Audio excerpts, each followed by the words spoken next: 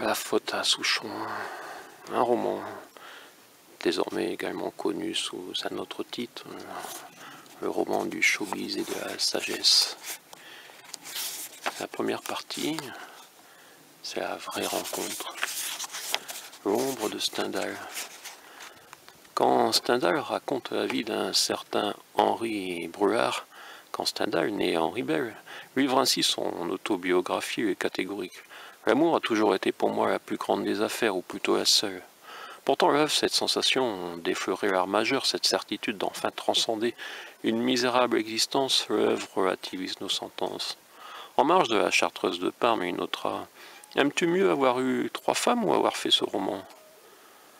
La troisième exaspération devrait être fatale, la première passant sans la moindre secousse interne, immédiatement absorbée par l'étrange alchimie neuronale observable lors de la découverte d'autrui, et la suivante consommant le droit à l'erreur, joker qu'il vaut mieux accorder à toute personne.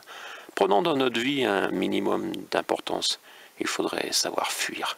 Ainsi quand Gwenal échoue lamentablement à l'examen de première année de lettres modernes, un mal-être paraissant leur disproportionné m'assombrit pour des semaines, ce sera la même sensation cette nuit-là. Quand David hausse les épaules, joue du sarcasme devant mes rapprochements stendhaliens, mon lyrisme déméché littéraire comme un tremblement de terre, un éboulement de terrain. Un fossé irrémédiable s'est creusé à cet instant précis. Je comprends pas comment tu peux t'intéresser à des histoires pareilles, c'est même pas marrant, t'es lourd parfois. Tout le monde s'en fout d'un type comme c'est il y a des centaines d'années.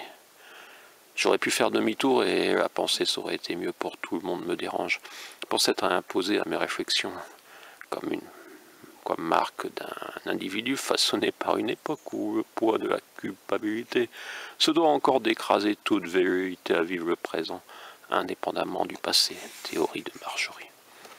Aux premières heures de ce 1er janvier 2000 de retour à Cahors, j'ai vraiment commencé à focaliser sur l'idée d'un grand canyon quasi infranchissable. Grand canyon qui sépare ordinairement les êtres humains. Et comme la direction du travail exigeait du concret, je croyais enfin tenir la piste à creuser le sujet. J'écris persuadé d'ainsi débuter un essai socialement révolutionnaire, psychologiquement novateur, médiatiquement porteur, financièrement rentable. La bouteille de Cointreau vidée, catégorique, j'assénais, en forçant Monsieur Séchant, le seul matou du quartier en survécu à la demi-saison de chasse, à ouvrir un œil pour mieux entendre. Alain Souchon est coupable. Le jour se levait, David ronflait. Son père offrait aux journalistes au toit un fait divers symbolique et cruel. Et j'essayais de croire en la transmission de pensée, qu'à cette seconde même, Marjorie se réveillait agitée par mon désir. Lui réécrire, supprimer toute distraction pour vraiment lui réécrire. Ce fut ma bonne résolution juste avant que sonne le téléphone. Eh oui, vous avez vu passer un chat et vous entendiez un coup de fusil. Étonnant, non?